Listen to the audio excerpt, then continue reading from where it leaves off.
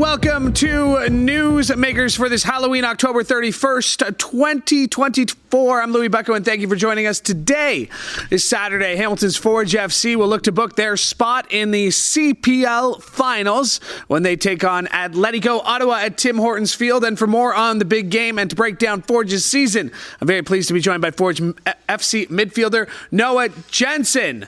Noah, thanks so much for doing this. Really appreciate it, buddy. I know you just got off the training pitch, so describe to us how training was today in anticipation of Saturday's big game. Yeah, I think the day started off well. Our strength and conditioning coach dressed up as a Gatorade bottle. So that was entertaining. But yeah, training this week's been good so far. The warm weather's been back for us, which has been nice. But it's just another serious week getting tactically prepared for the big game on Saturday.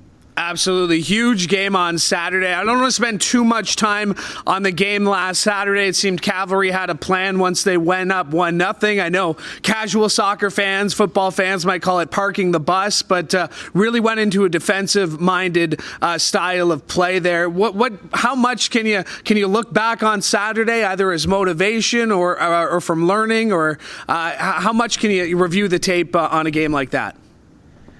Yeah, I think you saw, especially in the second half, we were able to create a lot of chances, and being free-flowing like that in the final third is something we're definitely going to be looking to carry over into this game. But the big reflection from that game is just attention to detail. I think if we don't concede in the first half of that game, we go on to win. So that's just kind of the mindset and the focus that we have to have playing against Ottawa, who's also going to be a defensively resolute team as well. Now, Noah, it's been talked a lot about the leadership in the room, the championship caliber, the championship experience of people across Forge FC, from the top down. How much does that experience help? Even your own experience, how much does it help bouncing back from a game like that and looking ahead to a game like this Saturday against Ottawa? Yeah, I think it's important. Just another example of how this team's, battled back from adversity. We've done it all season. For the 3 years that I've been here, we've done it every single year. So this is going to be another good example of that. But yeah, like you mentioned, the experience we have of being in these important games is something that we all use as more of like a calming sense, I would say. We've all been in this moment before. It's never too big for us. And we know that we can look to each other and everyone's going to perform their best on the day, which, I think is something that we depend on and is going to be very useful on Saturday. Now, I can imagine this probably comes as a compliment. I hope it comes as a compliment for you, but I've heard people refer to you as Mini Becks. Have you heard that before? Is Mini Becks something that's tossed around at all? Yeah, I've heard the father-son duo one mentioned too many times. So. I love that, but I've been lucky enough to get to know Kyle just covering the CPL. For you getting to learn from a Canadian soccer legend like Kyle Bekker, and to get to play with him, practice with him, see the way he operates on and off the field. What have you taken away from number 10, and how has he made you a better player? Yeah, no, like you said, I think he's done so much for football at Forge FC for sure. I remember, when I was growing up, I was the one watching Kyle Bekker get drafted into the MLS, play with Toronto FC, and see the wonderful career he had before coming here, and then having the opportunity to get to know him and to share the field with him has been very special for me. Not only on the field, but off the field. He's been a great mentor and friend, someone I've had a lot of important conversations with, and a guy who's really taught me a lot of lessons that I don't think I would have otherwise learned. So obviously that experience in itself is very, very important to me. And not only that, but he's also a quality player on the field. You get to see it every weekend. So yeah, being his teammate and him leading this team is special. Because, like the Mini Becks compliment there, you guys do have a very similar path, right? The way you played your high school football, you both went the NCAA route. I want to talk to you about that. How does a kid from Courtice, Ontario, going to high school with guys like Connor McDavid, a very hockey-oriented city out there near Oshawa, how does a kid from Courtice, Ontario, end up with a soccer ball between his feet in the first place? Yeah, it's a long story, I'll say that. But yeah, we got all the time in the world, man. Come on. Yeah, it's a podcast. Noah, go for it. When I was in 8th grade, I got the opportunity to go to Blythe Academy. I guess it's in Downsview Park. So that was where I got to meet all these hockey stars. Connor McDavid was there. One of my best friends was Owen Tippett. So I've been surrounded by hockey my whole life, but honestly, I stuck with soccer because I was good at it. And one of the big decisions I think you have to make coming from a small town is kind of venturing outside your comfort zone. And so I was able to go to Sigma Academy when I was 15 or 16 years old, and I realized that, getting a scholarship to get my post-secondary education and play soccer was what I wanted to do. Crazy thing though, I didn't really have any offers coming out of high school. Oakland University in Michigan, they took a chance on me, and I went with it. I ran with it.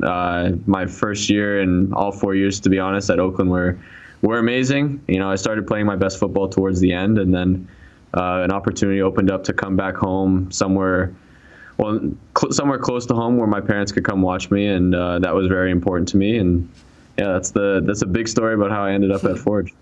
Yeah, and Sigma FC, of course, for people who may not know this, Sigma FC started by Bobby and Kostas Smirniotis back in the day. So you know Bobby, you've known Bobby for quite some time.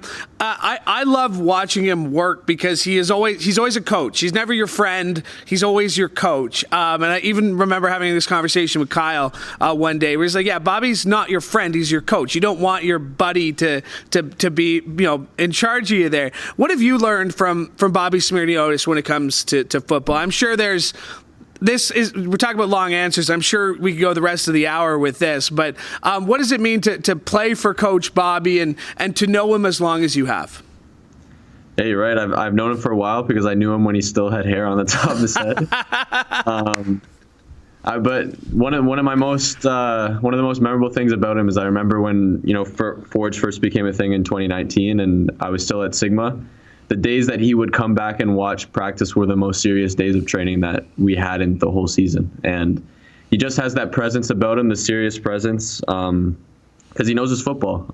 He's a guy that takes his job very seriously, and he puts in more hours than probably anyone I've ever seen doing a job. So we know that anything that he tells us is completely tactically and thought through. And all the instructions he gives us on a weekly basis going into the games, we know it's stuff that's going to work, and all we can really do is execute them to try our best, and we know that we're giving ourselves the best chance to succeed. Well put. Yeah, Coach Bobby, intense guy, but once you're on his side, once you're on his team, he's got your back no matter what. I want to talk about playing in Hamilton, the crowd support. I was there on Saturday. Obviously not the result anybody wanted that was in the building, but what has it meant to get to play in front of the fans here in Hamilton?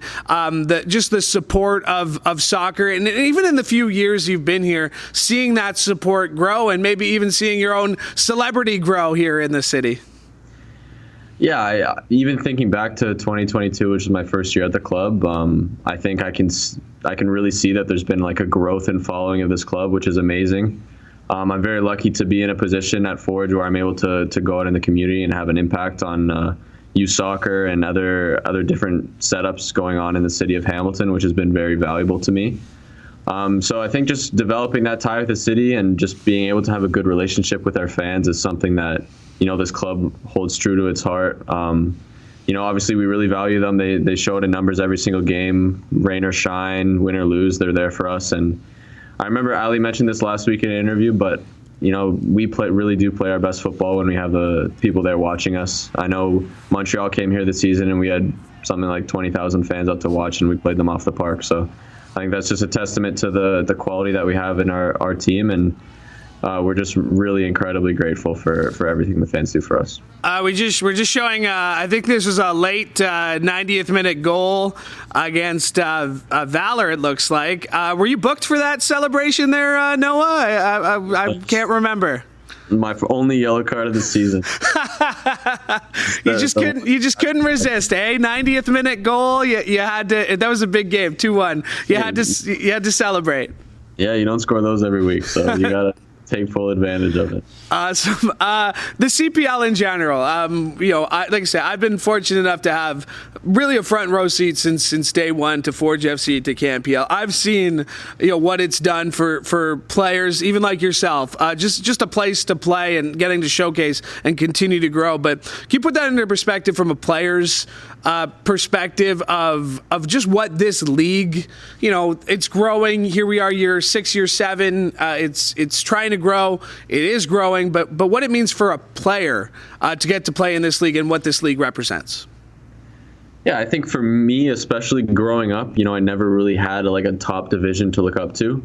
And so when I first heard that the CPL was coming around in 2019, I was excited because being a Canadian-born player, as a kid, you're either thinking, oh, I have to go to Europe to be a pro, or I have to go to university in the U.S. and get drafted to get to the next level. And the CPL has provided an amazing opportunity for players all around the country, players who have previously played abroad and have come back home. I think there's something special about playing in your home country. And I remember even being here at Tim Hortons Field for the inaugural game in 2019, and it was something really special. Just to see the overall development of football in our country and how it's continued to grow. And I think, especially with the World Cup coming to North America, I think it will only do good things for the league.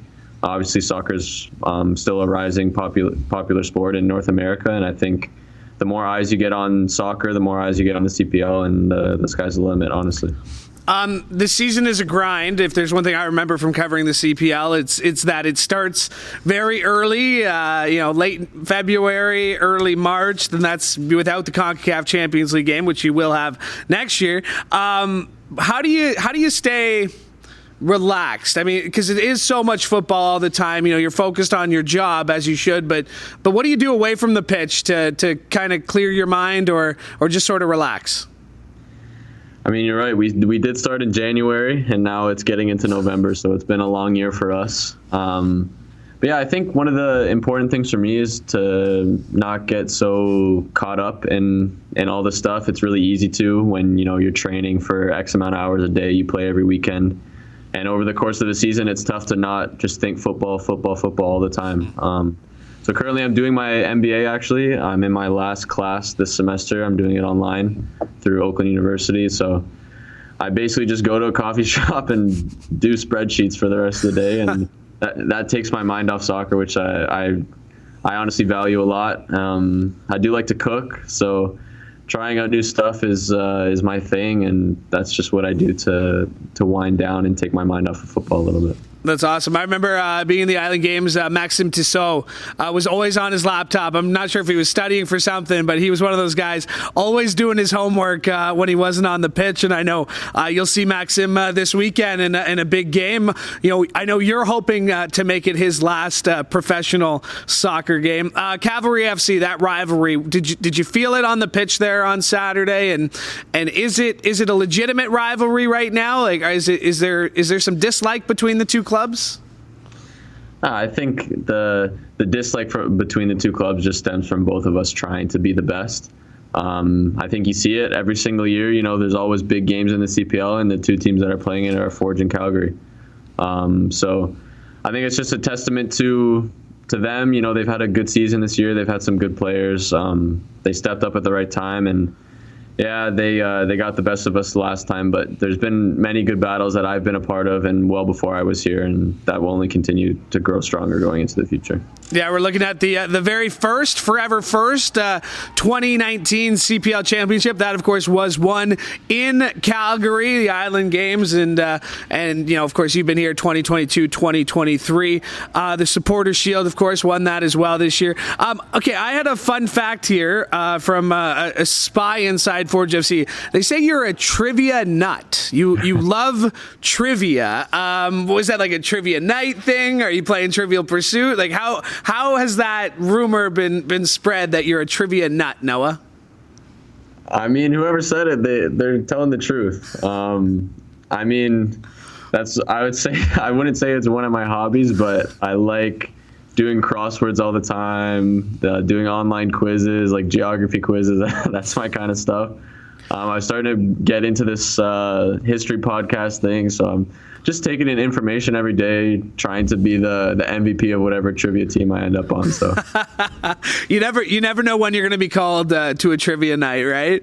Exactly. No, I know you're very busy. I know you just got off the pitch, so I appreciate you making time to tee up Saturday's game. Thanks so much. Really appreciate it.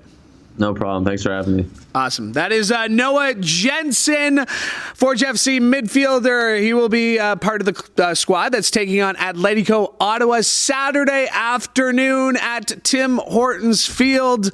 And if you want to go to forgefc.com or Forge FC's website to get your tickets. All right, that'll do it for us today. I want to thank Noah Jensen for joining me today. I want to thank Laura Brody as well for directing today's episode. And hey, while you're here, why don't you like and subscribe to CHCH Podcast so you never miss an episode of this show or any of the other great shows we have for you, like Sportsline with Bubba O'Neill. We've just got lots coming up on today's show. One more time, thank you for listening. From all of us here at CHCH, I'm Louie Bucko. Have a great day.